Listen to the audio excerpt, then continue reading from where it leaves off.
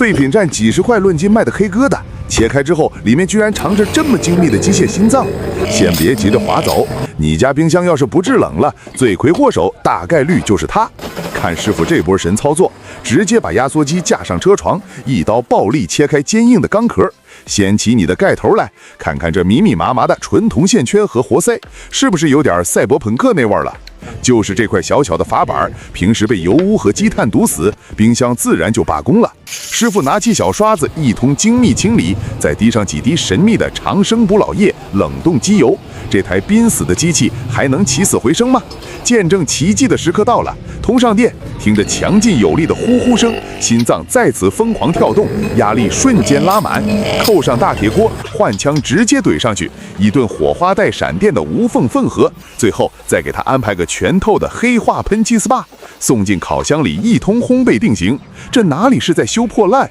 简直就是工业艺术品的浴火重生。